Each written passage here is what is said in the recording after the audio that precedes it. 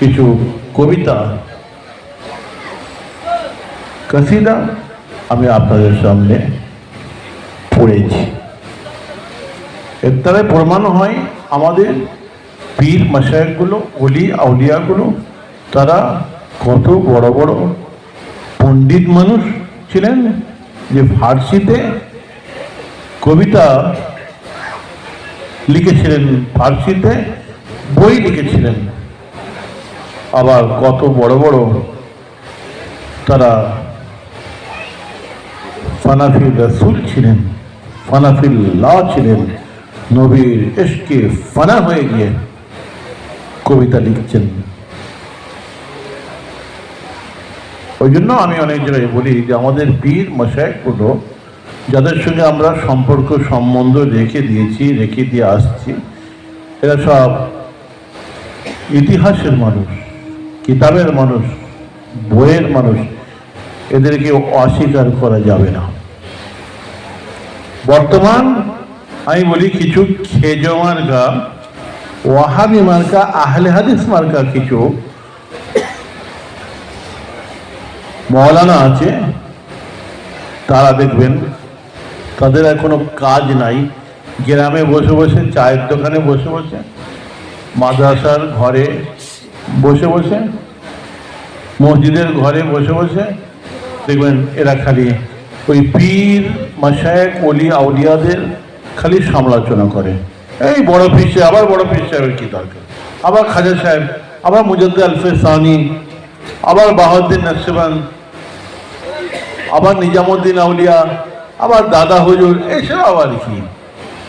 নামাজ, রোজা, হজ, যাকাত, কোরআন পড়বো, ব্যাস, আবার এসব কি দরকার? আপনার আবার মনে রাখা দরকার যে আমাদের পীর মাশায়েখগুলো তারা নেতা ছিলেন না, মন্ত্রী ছিলেন না, বাদশাহ ছিলেন না।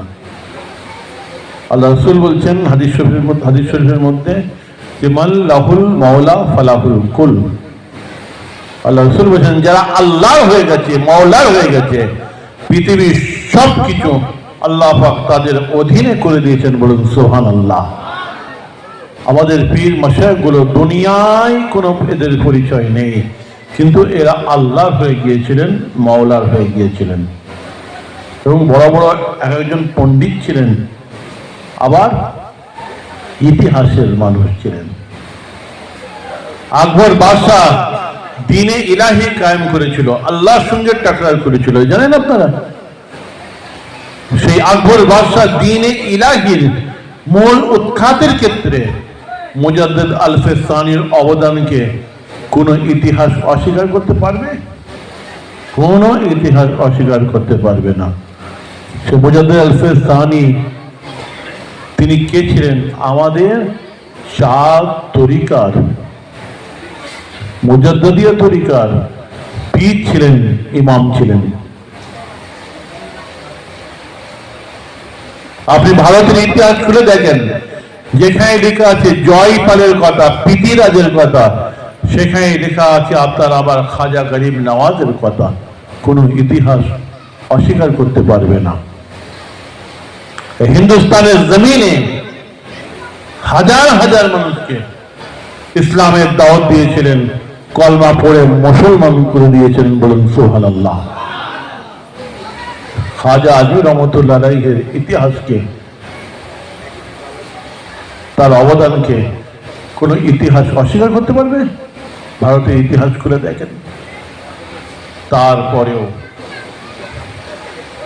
এটা অনেক আগেকার, কয়েকশো বছর আগেকার কথা বলছি, তারপরেও যদি 120 বছর 30 বছর ইতিহাস আপনি দেখেন, এই পূর্ব ভারতের জমিনে আমার মুজাদ্দিদ জামান হযরত পীর আবু বকর সিদ্দিক রহমতুল্লাহ আলাইহি, দাদা হুজুর রহমতুল্লাহ আলাইহির অবদানকেও কোনো ইতিহাস অস্বীকার করতে পারবে না। যত দল জামাত মত আছে জানবেন, এদের বয়স হার্ডলি হলে 70, একটা 70 টপকাবে না। আর আমার দাদা হুজুর রহমতুল্লাহ সিলসিলার বয়স 100 বছরের অধিক। তারা একটা সংগঠন ছিল 1921 সালে, যে সংগঠনটা করেছিলেন জমিয়তুল উলামায়ে বাংলা, এই সংগঠনটা আমার আব্বা হুজুর কেবলা আজীবন এর প্রেসিডেন্ট ছিলেন, এখন বর্তমানে আমি প্রেসিডেন্ট জমিয়তুল উলামা বাংলা। এই 2021 সালের 100 বছর পূর্ণ হলো। তার একটা সংগঠন, তার বয়স 100 বছর। 100 বছর তাহলে দাদা হুজুর কেবলার সিলসিলার বয়স কত?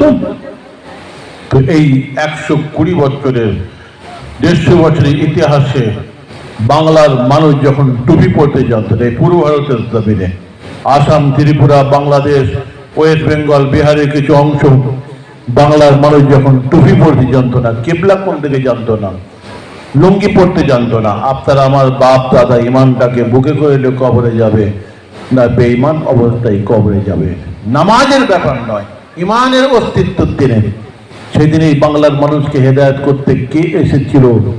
দিল্লি থেকে, সাহারানপুর থেকে, মুরাদাবাদ থেকে, বোম্বে থেকে, পাঞ্জাব থেকে, বিহার থেকে, কোন পীর সাহেব, কোন পীরজাদা সাহেব, কোন খলিফা সাহেব, কোন খলিফা জাদা সাহেব, কোন মলায়া সাহেব, কোন মোবাল্লেক সাহেব, কোন আমির সাহেব, কোন হুজুর হজরী সাহেব, কোন নেতা সাহেব এসেছিল, কোন পীর সাহেব এসেছিল, তার নামটা একটু বলুন। মনে রাখবেন, দেখাতে পারবেন। আমাদের রিসার্চ আছে, এশিয়াটিক সোসাইটি লাইব্রেরি থেকে নিয়ে বাংলাদেশ চট্টগ্রাম পর্যন্ত, দিল্লি থেকে নিয়ে কলকাতা থেকে নিয়ে যত অথেন্টিক আগেকার কিতাব পত্র পত্রিকা, তা থেকে আমাদের দেখা হয়ে গেছে বাংলাদেশে দাদা হয়েছে যারা ডক্টরেট করছে, রিসার্চ স্কলার যারা থিসিস জমা দিয়েছে, তারাও পর্যন্ত বলছে এই 150 বছর ইতিহাসে বাংলার জমিনে যদি কোনো যুগ পুরুষ কেউ এসে থাকে, সেটা অন্য কেউ নয়, আপনার আমার চশমা চেরে উলিল আমর মুজাদ্দেদ জামান দাদা হুজুর কেবলা রহমতুল্লাহ আলাইহি। বলুন সুবহানাল্লাহ। আমি ইতিহাস বলছি, একটু দাদা হুজুরের কথা 5 মিনিট শোনা ভালো।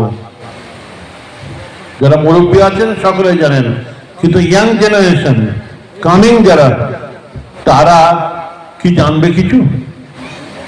মনে করে বোতলে ফোঁক দিয়ে বোতল ফাটিয়ে দিয়েছিলেন, আসামের জঙ্গল দিয়ে যাচ্ছিলেন, বাঘ তানাকে দেখে লেজ গুটিয়ে জঙ্গলের মধ্যে পালিয়ে গিয়েছিল। এই জন্য কারামত দেখেছিলেন, তাই মনে হয় মুজাদ্দেদ হয়েছিলেন না। একটা অলি, একটা দরবেশ পীর অলিতে গলিতে হাজারটা জন্মাতে পারে, কিন্তু তিনি ছিলেন মুজাদ্দেদ। তাফহিমাতে ইলাহি কিতাবের মধ্যে লেখা আছে, যুগে যুগে কালে কালে মানুষ যখন গুমরাহিতে লিপ্ত হয়েছিল, আল্লাহ পাক একটা করে নবী পাঠিয়েছিলেন। আর নবী আসবে না, ওয়ালাকিন রাসূল আল্লাহ ওয়া খাতামান নবীন, খাতাম শেষ, আর নবী আসবে না। ঠিক এইরকম যুগে যুগে কালে কালে মানুষ আবার গুমরাহিতে লিপ্ত হবে, কিন্তু নবী আর আসবে না। আল্লাহ পাক একটা করে মুজাদ্দেদ পাঠাবেন 100 বছর ছাড়া ছাড়া। সেই মুজাদ্দেদের মাধ্যমে নবীদের মতন আল্লাহ পাক হেদায়েত করাবেন। বলুন সুবহানাল্লাহ। তিনি ছিলেন মুজাদ্দেদ জামান দাদা হুজুর রহমতুল্লাহ আলাইহি। এই যে হ্যালোজেন জ্বলছে, এটা যে ফাঁকা মাঠে বর্ষার সময় অন্ধকার জায়গায় জ্বালানো হয়, যত দেখবেন পোকা মাকড় কীট পতঙ্গ সব এসে জমা হয়ে যায়। ঠিক মুজাদ্দেদের যে পাওয়ার, সেই পাওয়ারের কাছে যত বেদাতি বেশারা, যত বাতিল দল, যত গোমরা দল সব এসে তার কাছে সারেন্ডার হয়ে যায়। বলুন সুবহানাল্লাহ। তার কাছে এসে সারেন্ডার হয়েছিল, তারা এসে তওবা পড়েছিল। তিনি ছিলেন মুজাদ্দেদ জামান দাদা হুজুর রহমতুল্লাহ আলাইহি। এই বাংলার জমিন থেকে তিনি শিরক বেদাতকে উৎখাত করেছিলেন। একদিনে খালি 17টা থেকে 18টা ওই সমস্ত বেদাতি কুফরি যারা করত, তাদের দরগা ভেঙেছিলেন। 17টা থেকে 18টা যারা চায়ের দোকানে বসে বসে দাদা হুজুর কেবলা ওলিয়া উলিয়াদেরকে অস্বীকার করে, তাদের লক্ষ্য করে বলছে, তুমি কটা দরগা ভেঙেছো? তুমি 2-4টে দরগা ভেঙে তারপরে কথা বলতে আসবে, তোমার কি কিরদার আছে? এখন আজমির শরীফে গিয়ে আপনি বলবেন, যখন আপনার টানাটানি করবে সেজদা করার জন্য, আপনি বলবেন ভাই ফুরফুরা শরীফ से आया हूं, অমনি ওরা দেখবেন ছেড়ে দেবে। বলো ये लोग फुरफुरी है, छोड़ दो। ये लोग ना फूल चढ़ाता है, ना चादर चढ़ाता है, ना धूपकाठी जलाता है। कहाँ से ये सब लोग आता है? कंगाल है ना क्या है? जूता रख के भी पैसा नहीं देता है। उन्हें ले गए जाइए मैडम बोले, কেন? আপনি বলুন তো যে मैं बावड़िया से आया हूँ, क्यों छाड़े देखो, क्यों टाटानी बोलूँ मैं हावड़ा जिला से आया हूँ, मैं कलकत्ता से आया हूँ, ছাড়বে না, ফুরফুরা শরীফ পড়লে ছেড়েছি। কেন? এটা বিজ্ঞান আছে তো। আমার মুজাদ্দেদ জামান দাদা ফিকর রহমতুল্লাহ আলাইহি যখন আজমির শরীফে গিয়েছিলেন, সেই সময় ওখানকার তাপ্পর ওদের যারা আলেম ওলামা ছিল তাদেরকে ওই সমস্ত কাওয়ালি টাওয়ালি কবর সেজদা সব হতো, দাদা ফিকর রহমতুল্লাহ আলাইহি দলিল আদিল্লা দিয়ে ওদেরকে হারিয়ে দিয়েছিলেন। তল্পি তাল পালিয়ে ওরা পালিয়ে গিয়েছিল বহু বছর। ওই সমস্ত গ্যাঁজা ট্যাজা আর ওই কাওয়ালি টাওয়ালি সেজদা টেজদা মেয়ে ছেলে এসব বন্ধ হয়েছিল বহু বছর পরে আবার আরম্ভ হয়েছে।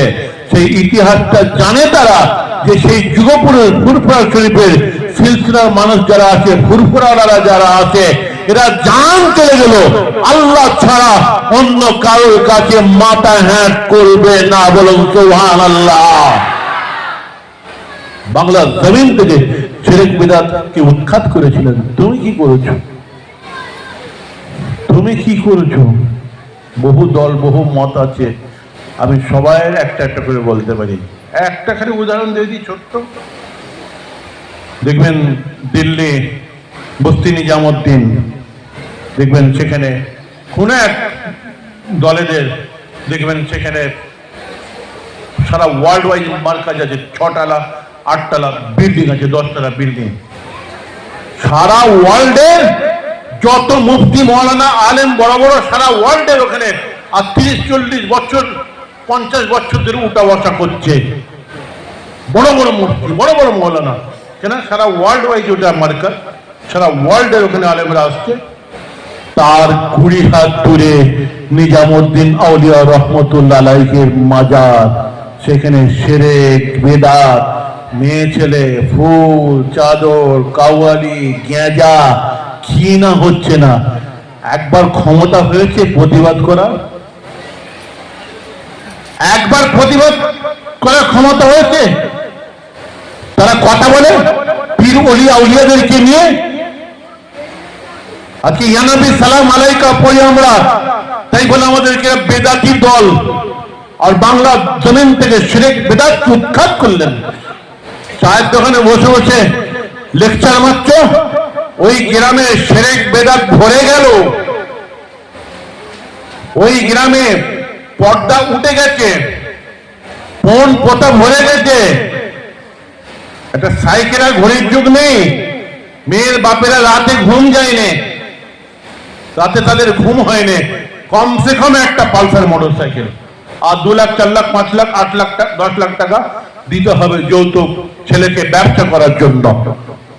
একবার যদি এরা বলতো যে বাড়িতে ফোন নেয় সেই বাড়ির বিয়ে আমরা পড়াবো না, বিয়ে রেস্টি হবে না, তাহলে পণ পোতা বাড়তো না। সেইখানে গিয়ে একদম দাঁড়িয়ে জুড়ে খেয়ে এত হাড় জড়ো করেছে। শুনছেন কথা? ওই গ্রামে 10 বছর 5 বছর 8 বছর করে মনি সাহেব গুলো আছে যারা বলে পীরদের সম্পর্কে, তাদের কথা বলছে। ওখানে বাস করছে আর সেখানে জওয়ান যুবক মেয়েগুলো, বাড়ির বউগুলো বেহায়ার মতন ঘুরে ঘুরে বেড়াচ্ছে বেপর্দার সঙ্গে। একই ঘাটে ছেলে মেয়ে গোসল করছে, সেই জায়গার কথা বলছে। একবারে বললো না ওরে নামাজ যেমন ফরজ এরকম পর্দা ফরজ, একটু মা বোন গুলোকে পর্দা করাবি, একটু মেয়েগুলোকে জওয়ান যুবতীগুলোকে পর্দা করাবি। দাইয়েসের খাতায় নাম লেখা হয়ে যাচ্ছে। একবার বলেছে প্রত্যেকটা চায়ের দোকানে গান বাজে, সেখানে এলসিডি লাগানো হচ্ছে। একবার বলেছে? বড় বড় কথা বলছো, জানা নেই, চুপ থাকো। দাদা হিসেবে লাইফ হিস্ট্রি বড়, বোতলে ফুঁক দিয়ে বোতল ফুটানো হিসাব নয়। সৌদি আরবের হানাফি মাযহাবের মুহাদ্দিস আমির রেজওয়ান সাহেব রাহমাতুল্লাহ আলাইহির কাছ থেকে 40টা হাদিসের কিতাবের সনদ অর্জন করেছিলেন। 40টা হাদিস না, হাদিসের কিতাব বুখারী শরীফ, মুসলিম শরীফ, তিরমিজি শরীফ, নাসাই শরীফ, ইবনে মাজাহ শরীফ, আবু দাউদ শরীফ, 40টা হাদিসের কিতাব এরকম। তিনি হচ্ছেন আমাদের যুগপুরুষ মুজাদ্দেদ জামান হযরত পীর আবু বকর সিদ্দিক রহমাতুল্লাহ আলাইহি দাদা হুজুর রহমাতুল্লাহ বলুন সুবহানাল্লাহ। সেই দাদা হুজুরের ওসিলায় সব যত আলেম ওলামা মুফতি মৌলানা পীর সাহেব পীরজাদা সারা দল মত সারা বাংলায় সবাই বলে দাদা হুজুর খুব ভালো, সাইনবোর্ডটা ঠিক রেখেছে, কেউ বলেনি দাদা হুজুর খারাপ, দাদা হুজুর খুব ভালো তারা বলে।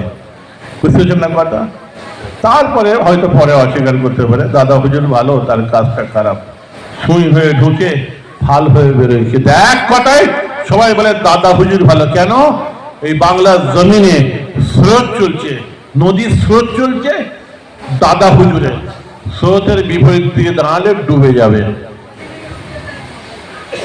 দাদা হুজুরকে বাদ দাও, যে খুঁজছে, আমি চ্যালেঞ্জ করছি, দাদা হুজুরকে বাদ দিয়ে একা ছিল বাংলার জমিনে হালে পানি পাবে না, পিছে বল পড়বে না। বুঝছেন না কথা? তাই দাদা হুজুর রহমতুল্লাহ আলাইহিকে আমরা সিলসিলার মানুষ। দাদা হুজুর রহমতুল্লাহ পীর মুর্শিদ কত বড় আলেম, তিনি ফার্সিতে কবিতা পড়ছেন।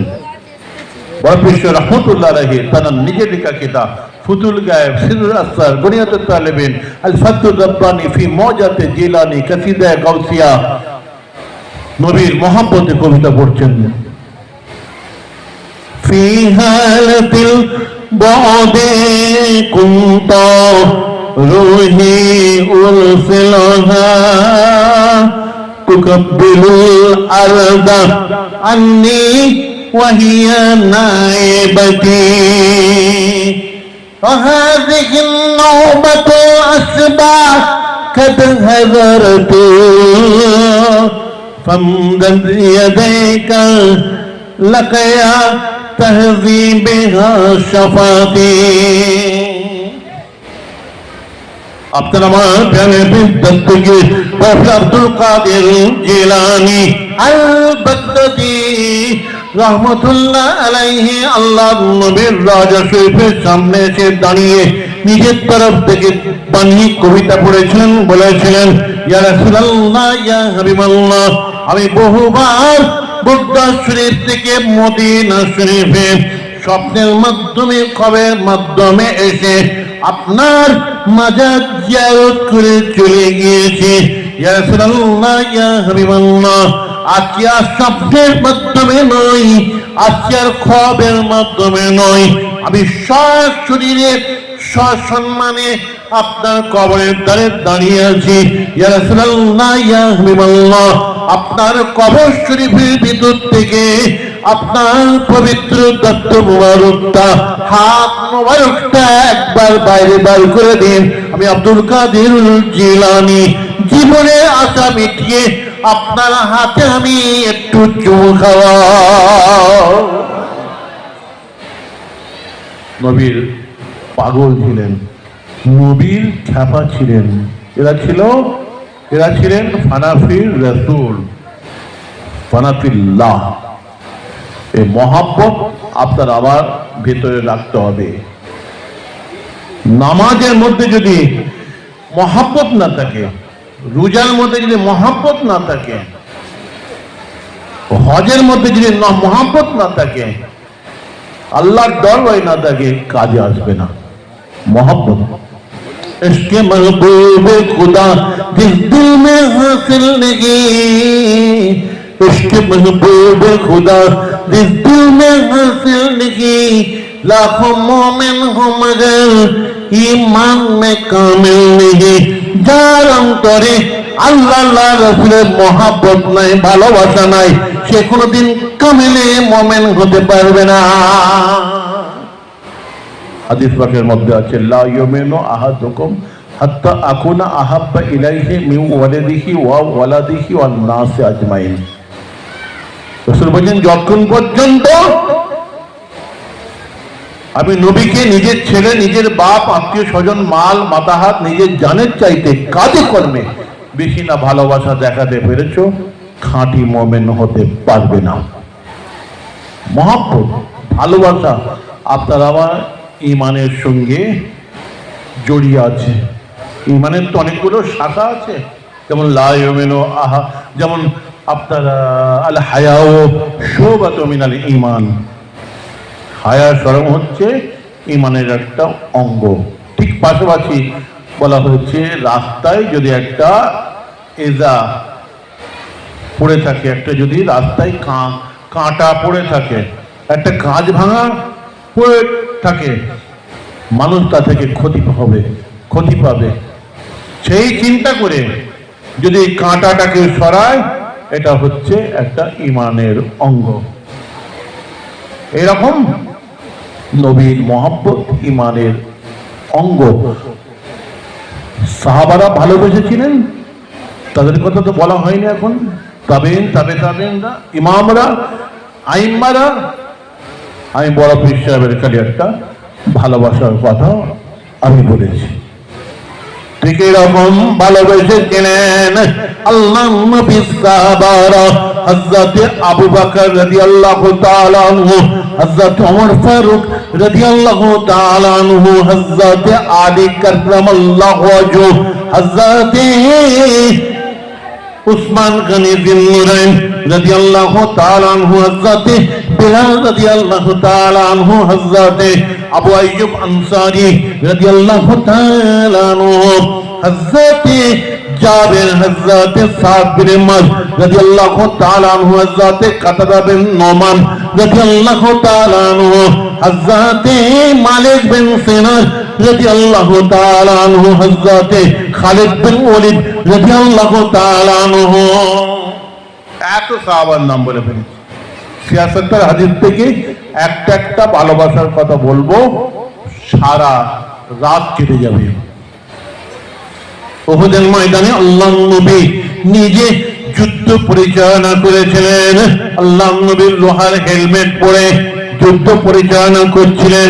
একটা তীর এসে, একটা নেজা এসে যখন আল্লাহ নবীর কপালে লেগে গেল, তীরের নৌকাটা লোহার হেলমেট ভেদ করে আল্লাহ নবীর কপালের মধ্যে যখন বিদ্ধ হয়ে গেল তীরের নৌকাটা, আল্লাহ নবীর রক্ত, আল্লাহ নবীর খুন সেদিন কপাল থেকে গড়াতে, নাকের ডগা দিয়ে গড়াতে, ঠোঁটের উপর দিয়ে গড়াতে, দাড়ি দিয়ে টপ টপ করে পড়তে আরম্ভ করে দিল। আল্লাহ নবীর খ্যাপা, আল্লাহ নবীর পাগল, আল্লাহ নবীর দিওয়ানা মালিক বিন সিনান রাদিয়াল্লাহু তাআলা আনহু এসে নিজের গালটাকে আল্লাহ নবীর দাড়ির নিচে হা করে দিয়ে দিলেন। আর আল্লাহ নবীর রক্তগুলো, খুনগুলো টপ টপ করে মালিক বিন সিনানের গালের মধ্যে পড়ছিল। আর গিলে চুষে খেয়ে নিচ্ছিলেন। আল্লাহ নবী সেই দিন কিন্তু ফতোয়া দেন নাই, একথা বলেন নাই, আমার সাহাবা মালিক বিন সিনার আল্লাহ পাক রক্তকে, খুনকে কোরআন মাজিদের মধ্যে হারাম করেছেন। আমি নবীর হারাম রক্ত, হারাম খুন কেন পান করছো, একথা বলেন নাই। আল্লাহ নবী সেই দিন বলেছিলেন, মালিক বিন সিনার, আজকে তুমি, আমি নবী মুহাম্মদুর রাসূলুল্লাহ সাল্লাল্লাহু আলাইহি ওয়াসাল্লামের রক্ত খুন আজকে পান করে নিয়েছো। তোমার শিরা উপশিরার মধ্যে, শরীরে ধামনির মধ্যে আমি নবী মুহাম্মদের রক্ত আজকে প্রবেশ করে গিয়েছে। যাও, আমি নবী বলছি, আজকের দিন থেকে আল্লাহ পাক তোমার উপরে জাহান্নামের আগুন হারাম করে দিয়েছে। একটু জোরে বলা যাবে না সুবহানাল্লাহ? মালিক বিন সিনার নবীকে মহব্বত করেছিল, নবীকে ভালোবেসেছিল। তারা সব কবরের মানুষ হয়ে গেছে, আখিরাতের মানুষ হয়ে গেছে, দুনিয়া পক্ষে কেউ বেঁচে নাই।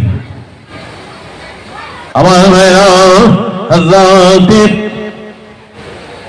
আবু বকর রাদিয়াল্লাহু তাআলা আনহু আল্লাহ নবীকে ভালোবেসেছিলেন, আল্লাহ নবীকে মহব্বত করেছিলেন। আপনারা জানেন গারে সওরের মধ্যে, সুর পাহাড়ের গুহার মধ্যে আল্লাহ নবী হযরত আবু বকর রাদিয়াল্লাহু তাআলা আনহু জান মুবারকে মাথা রেখে ঘুম যাচ্ছিলেন। ক্লান্ত শরীর তো, ঘুমিয়ে পড়েছিলেন। এমন সময় হযরত আবু বকর রাদিয়াল্লাহু তাআলা আনহু দেখেন কিনা পায়ের ধারে একটা সাপের গর্ত, বন্ধ করতে বাকি রয়ে গেছে। কি করবেন?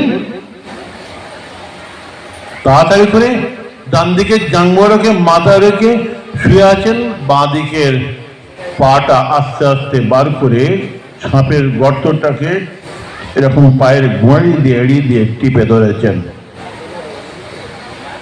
আর ওই গর্তের ভিতর থেকে একটা পাহাড়িয়া বিষধর কেউটে সাপ এসে হযরতে আবু বকর রাদিয়াল্লাহু তাআলা আনহুর পায়েতে বারবার ছোবল মারছে। সমস্ত শরীরটা সাপের বিষে একদম নীল হয়ে গেছে, কলিজাটা ফেটে যাচ্ছে,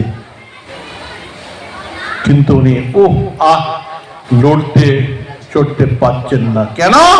কোলে আল্লাহ নবী, জাঙ্গরকে আল্লাহ নবী মাথা রেখে শুয়ে আছেন, বড় ক্লান্ত, শত শত মাইল হেঁটে এসে একটু বিশ্রাম করছেন। আমি যদি বলে উঠি, বলে উঠি, লড়ে চড়ে উঠি, আল্লাহ নবীর পবিত্র ঘুমটা ভেঙে যাবে। তাই মনকে কঠিন করে শক্ত করে আছেন। মনকে শক্ত করা যায়, চোখের পানি তো আর কথা শুনবে না। ও কষ্ট হলে ওটা আটকানো যায় না, অটোমেটিক চোখ দিয়ে বার হয়ে যায়। কষ্টের চোটে, সদমত চোটে হযরত আবু বকর রাদিয়াল্লাহু তাআলা আনহুর দুটো পা চোখের পানি গড়াতে গড়াতে আল্লাহ নবী জাঙ্গরকে মাথা রেখে দিয়ে শুয়ে আছেন।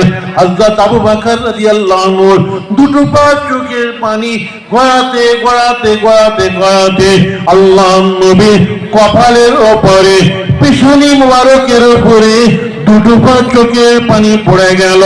আর পড়ে যাওয়ার সঙ্গে সঙ্গে আল্লাহ নবীর পবিত্র ঘুমটা ভেঙে গেল। ও আবু বকর, তুমি কাঁদছো কেন? তোমার শরীরটা এরকম নীল হয়ে গেছে, কি ব্যাপার?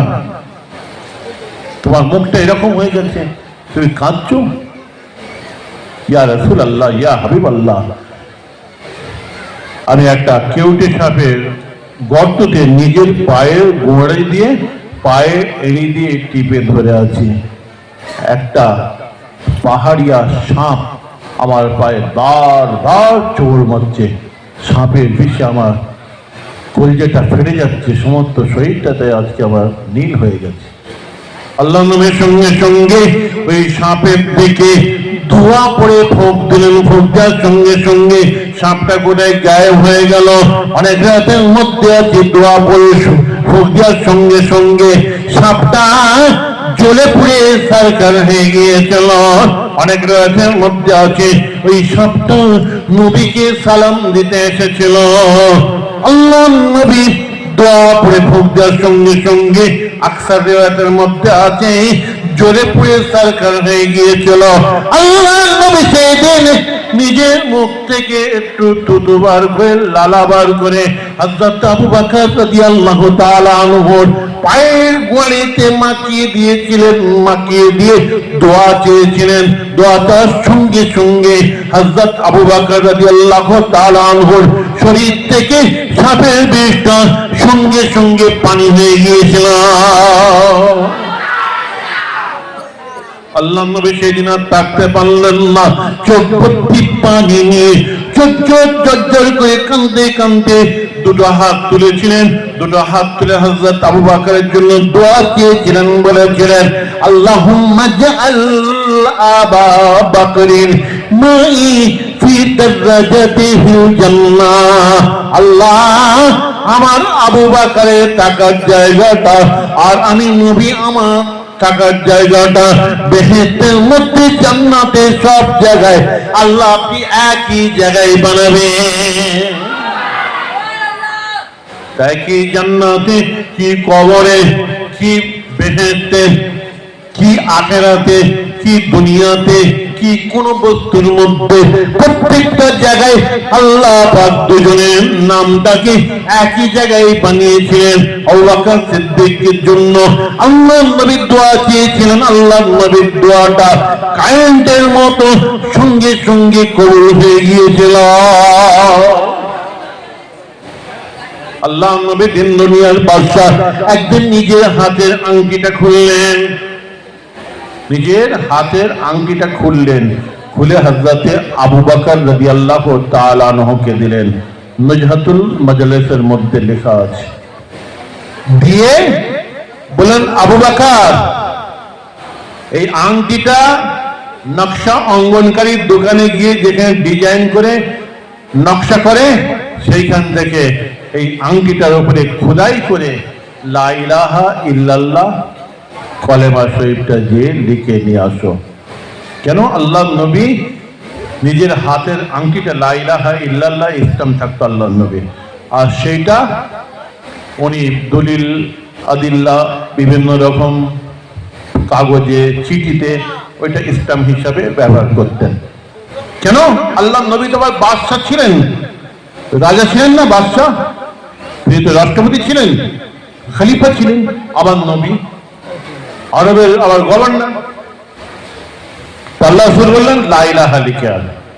হযরত আবু বকর রাদিয়াল্লাহু তাআলা আনহু নকশা অঙ্কনকারীর দোকানে গিয়ে বললেন, ভাই এই আংটিটার উপরে লা ইলাহা ইল্লাল্লাহ লিখে দেন, আর তারপরে আমি বলছি আমার তরফ থেকে তার নিচে আবার মুহাম্মাদুর রাসূলুল্লাহ লিখে দেন। পুরো কলমা শরীফটা লিখে দেন। সকলে একবার পুরো কলমা শরীফ পড়েন না। লা ইলাহা ইল্লাল্লাহ, লা ইলাহা ইল্লাল্লাহ, লা ইলাহা ইল্লাল্লাহ মুহাম্মাদুর রাসূলুল্লাহ। আংটিটার উপরে পুরো কলমা শরীফটা লিখে নিয়ে আল্লাহ নবী যখন হাতে দিয়েছেন, আল্লাহ নবী সেই সময় বলেছিলেন, ও আবু বকর, তোমাকে তো আমি লা ইলাহা ইল্লাল্লাহ লিখতে বলেছি, তার নিচে আবার তুমি আমার নাম মুহাম্মাদুর রাসূলুল্লাহ কেন লিখলে? তোমাকে তো আমি লা ইলাহা ইল্লাল্লাহ লিখতে বলেছি, তার নিচে আবার তুমি তোমার নাম মুহাম্মাদুর রাসূলুল্লাহ কেন লিখলে? ইয়া রাসূলুল্লাহ, ইয়া হাবিবাল্লাহ, আল্লাহর নাম থেকে আপনার নামটা দূরে থাকবে, আল্লাহর নাম থেকে আপনার নামটা জুদা থাকবে। আল্লাহর নাম যেখানে সেখানেই থাকবে আপনার নাম, আর আল্লাহর নাম থেকে আপনার নামটা দূরে থাকবে। আমি আবু বকর, আমাকে মোটেই ভালো লাগছিল না, তাই হুজুর আমি নিজের ইচ্ছায় আল্লাহর নামের পরে আপনার নামটা আমি আবু বকর লিখে দিয়েছি। সঙ্গে সঙ্গে আল্লাহ নবী বলেছেন, ঠিক আছে, কিন্তু তার নিচে আবার তুমি তোমার নামটা কেন লিখেছো আবু বকর সিদ্দিক রাদিয়াল্লাহু তাআলা আনহু? তার নিচে আবার তুমি তোমার নামটা কেন লিখলে? ইয়া রাসূলুল্লাহ, ইয়া হাবিবাল্লাহ, আমি তো আমার নাম লিখিনি। আল্লাহ নবী বলেছেন, এই তো লা ইলাহা ইল্লাল্লাহ, তার নিচে মুহাম্মাদুর রাসূলুল্লাহ, আর তার নিচে লেখা আছে ও আবু বকর সিদ্দিক রাদিয়াল্লাহু তাআলা, এই তো তোমার নাম। হযরত আবু বকর রাদিয়াল্লাহু তাআলা আনহু লজ্জায় পড়ে গেছেন। আসলে তিনি লেখেননি। হযরত আবু বকর রাদিয়াল্লাহু তাআলা আনহু লজ্জায় পড়ে গেছেন। তাই সঙ্গে সঙ্গে জিবরাইল আলাইহিস সালাম এসে আল্লাহ নবীর কানে কানে সেই সময় বলে দিয়েছেন, ইয়া রাসূলুল্লাহ, ইয়া হাবিবাল্লাহ, আল্লাহর নাম থেকে আপনার নামটা দূরে থাকবে, জুদা থাকবে। যেমন আবু বকরের ভালো লাগছিল না, ওই রকম আপনার নাম থেকে আবু বকরের নামটা দূরে থাকবে, জুদা থাকবে। আমার আল্লাহকেও ভালো লাগছিল না, তাই আল্লাহ পাক রব্বুল আলামিন আপনার নামের পরে আবু বকরের নামটাকে জিবরাইল আলাইহিস সালাম দিয়ে উনি লিখে দিয়েছেন। আল্লাহর নামের পরে আপনার নাম, তারপরে ওই আবু বকর সিদ্দিক রাদিয়াল্লাহু তাআলা আনহুর নামটা আল্লাহর হুকুমে আমি জিবরাইল লিখে দিয়েছি। আমি বলেছিলাম না যে আল্লাহ রাসূলের দোয়াটা কারেন্টের মতো কবুল। উনি বলছেন, আল্লাহ যেখানে আমার নাম থাকবে, যেখানেই আমার থাকার জায়গা হবে, সেখানেই যেন আবু বকর সিদ্দিক, সেখানেই যেন আমার আবু বকরের নাম। এরকম কবরে সব জায়গায় নবীকে মহব্বত করেছিলেন, নবীকে ভালোবেসেছিলেন। হযরতে ওমর ফারুক রাদিয়াল্লাহু তাআলা আনহু নবীকে ভালোবেসেছিলেন। হজ করতে গিয়ে আপনারা জানেন একটা চক্কর দিয়ে দোয়া পড়ে ওই খানায় কাবার কোণে হাজর আসওয়াদ পাথরটা আছে, ওই পাথরটাই একটা চুমু খেতে হয়। এখন খাওয়া যাবে না, এত ভিড়, মানুষ ওখানে মারা যায়। আবার বিয়াদবিও হয়, খেতে গেলে দিয়ালে পা দিয়ে, খানা খাবার গিলাফে পা দিয়ে মানুষ বের হচ্ছে। তাই মশালায় আছে, দেখবেন ওখানে ওই টানাটানি একটা সবুজ রঙের লাইট ফিট করা আছে। যদি আপনি না চুমু খেতে পারেন, তার একটা চক্কর দিয়ে ওই লাইটের টানাটানি যখন হবে, দূর থেকে ওই হাজর আসওয়াদ পাথরের দিকে এরকম মাসা করে আপনি চুমু খেয়ে নেবেন। আপনার নামায় আমলে হাজর আসওয়াদ পাথরে চুমু খাওয়া সব আল্লাহ লিখে দেবেন। আপনার গুনাহ খাতাকে আল্লাহ পাক মাফ করে দেবেন, বলুন সুবহানাল্লাহ। ওই পাথরটা দেখবেন ওখানে চাপা আছে। ওমর ফারুক রাদিয়াল্লাহু তাআলা আনহু হজ করতে গিয়েছেন, তখন তো অত ভিড় নেই তখনকার যুগে। তাই একটা চক্কর দিয়ে ওই পাথরটাকে, ওই ফ্রেমটাকে দেখবেন ওখানে হোয়াইট গোল্ড, সাদা রঙের সোনা ফ্রেম করা আছে, তার মধ্যে ওই ফ্রেমটাকে ধরে ওমর ফারুক রাদিয়াল্লাহু তাআলা আনহু চুমু খেতে যাবেন। চুমু খেতে গিয়ে সঙ্গে সঙ্গে ঠোঁটটা কাছে নিয়ে গিয়ে আবার ঠোঁটটাকে সরিয়ে নিয়েছেন। বলছেন, আয় হাজে আসওয়াদ পাথর, আমি ওমর তোমাকে চুমু খাবো না। ইন্নাকা হাজারুন লা ইয়ানফাউ ওয়া লা তাদুর, তুমি একটা পাথর, তুমি কারোর ভালো করতে পারবে না, খারাপও করতে পারবে না। আমি ওমর তোমাকে চুমু খাবো না। আরে তোমার মতন 101টা পাথর খানা খাবার ভেতরে ছিল, আল্লাহ বললেন সব পাথর ফেলে দাও, খালি তোমাকে রেখে দিতে বলেছেন হাজী আসওয়াদ। আর একটা পাথর বললেন রেখে দাও, সেটা কোন পাথর? মাকামে ইব্রাহিম। যে পাথরটার উপরে দাঁড়িয়ে ইব্রাহিম আলাইহিস সালাম খানায় কাবা আল্লাহর হুকুমে নির্মাণ করেছিলেন। ওই পাথরটার উপরে দাঁড়িয়ে যখন খানায় কাবা যখন নির্মাণ করছিলেন, পাঁচিরটা যখন উঁচু হয়ে যাচ্ছিল, গাঁথতে গাঁথতে রাজমিস্ত্রিরা ভাড়া উঠিয়ে নেয়, কিন্তু যখন উঁচু হয়ে গেল, হাত যাচ্ছিল না, ওই পাথরটা আল্লাহর হুকুমে লিফটের মতন উঁচু হয়ে যাচ্ছিল, বলুন সুবহানাল্লাহ। আর ইব্রাহিম সাল্লাম পুরো খানায় কাবা কমপ্লিট করলেন। সব যখন নির্মাণ হয়ে গেল, ওই পাথরটার উপরে দাঁড়িয়ে বলেছিলেন, আল্লাহ, খানায় কাবা নির্মাণ করা হয়ে গেছে, আপনার হুকুমে খানায় কাবা নির্মাণ করার কিছু মজুরি চাই। খানায় কাবা নির্মাণ করার মজুরি উজরত আমাকে দিতে হবে, খানায় কাবা নির্মাণ করার মজুরি দিতে হবে। আমার ভাইরা, আল্লাহ পাক রব্বুল আলামিন সেই সময়ে ইব্রাহিম আলাইহিস সালামকে বলেছিলেন, আয় আমার বন্ধু ইব্রাহিম খলিলুল্লাহ, তোমার কি ওজোর দরকার বলো, কি মজুরি তোমার দরকার বলো। ওই পাথরটার উপরে দাঁড়িয়ে ইব্রাহিম আলাইহিস সালাম আল্লাহকে বলেছিলেন, আল্লাহ, আমার মজুরি হিসাবে আমি চাই আখিরি জামানার শেষ নবী, নবী মুহাম্মদুর রাসূলুল্লাহ সাল্লাল্লাহু আলাইহি ওয়াসাল্লামকে আমার খানদান থেকে আপনাকে পয়দা করতে হবে। যখন কিয়ামতের ময়দানে প্রত্যেকটা নবীদের বংশ পরিচয় জিজ্ঞাসা করা হবে, প্রত্যেকটা নবীরা বলবে, সেই দিন যেন আমি মুহাম্মাদের দাদা বলে পরিচয় দিতে পারি।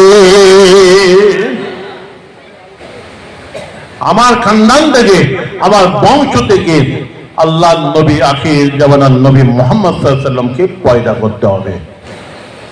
আল্লাহ পাক বললেন, ঠিক আছে, তোমার দোয়াকে কবুল করে নেওয়া হলো। আল্লাহ বললেন, ওই পাথরটাকে রেখে দাও। ওই পাথরটার উপরে দাঁড়িয়ে আল্লাহ নবী খানায়ে কাবা নির্মাণ করেছিলেন বলে ওই পাথরটার উপরে দাঁড়িয়ে আল্লাহ নবীর পায়দাশের কথা মিরাজে মুস্তাফা করেছিলেন বলে আল্লাহর হুকুমে ওই পাথরটা একদম মোমের মতন নরম হয়ে গিয়েছিল, কাদার মতন নরম হয়ে গিয়েছিল। আর আল্লাহ বললেন ওই পাথরটার উপরে ইব্রাহিম আলাইহিস সালামের দুটো পায়ের নিশানা বানিয়ে দাও। তাই পাথরটার উপরে ইব্রাহিম আলাইহিস সালামের দুটো পায়ের নিশানা আছে। আল্লাহ বললেন ওই পাথরটাকে রেখে দাও মুলতাজিম, তার মানে খানায়ে কাবার দরজা, ওই মুলতাজিমের সামনে দেখবেন লোহার আপনার সোনার খাঁচার মধ্যে ওই পাথরটা আছে। আল্লাহ পাক পাথরটাকে বলেন ওইখানে রাখো, হাজী আসওয়াদ পাথরটাকে ওইখানে রাখো। আর তাই নয়, একদম হজের রুকুনের মধ্যে আল্লাহ পাক ঢুকিয়ে দিয়েছেন, বলেছিলেন কিয়ামত পর্যন্ত কোটি কোটি কোটি কোটি মুমিন মুসলমান যখন হজ করতে আসবে ওই হাজী আসওয়াদের চুল খেতে হবে এবং ওই মাকামে ইব্রাহিমের সামনে 7টা চক্করের পরে ওই মাকামে ইব্রাহিমের সামনে দাঁড়িয়ে 2 রাকাত নামাজ যদি না আদায় করে আমি আল্লাহ তাদের হজকে কবুল করব না। ওই পাথরটাকে হাজী আসওয়াদ পাথরটাকে আপনার ওমর ফারুক ধরেছেন, ধরে চুমু খেতে যাচ্ছেন আর মুখটা সরিয়ে নিয়েছেন।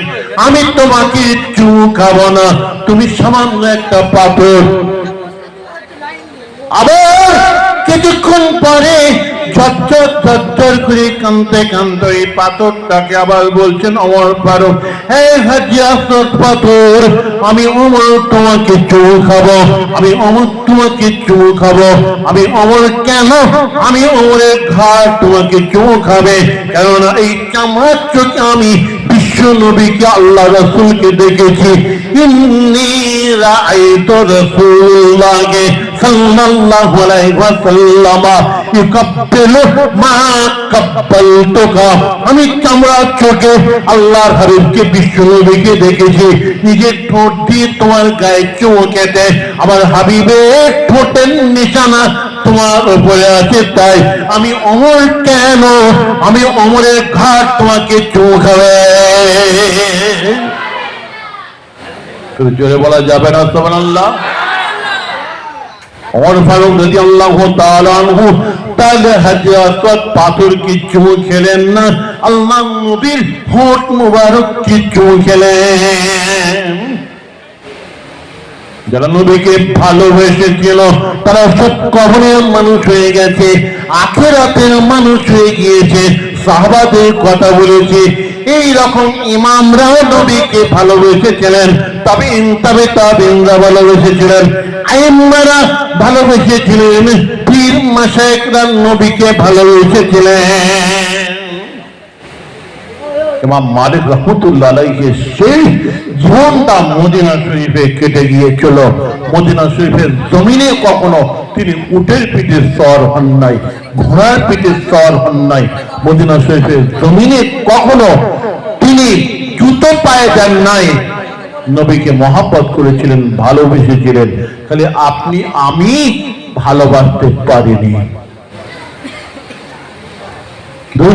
আল্লাহুম্মা সাল্লি আলা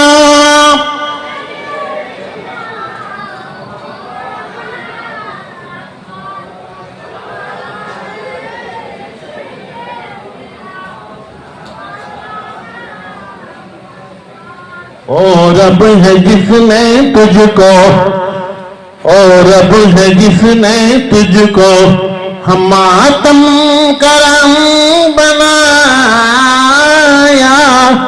हमें भीख मांगने को तेरा आफताब बताया। अल्लाहुम्मा सल्ले अला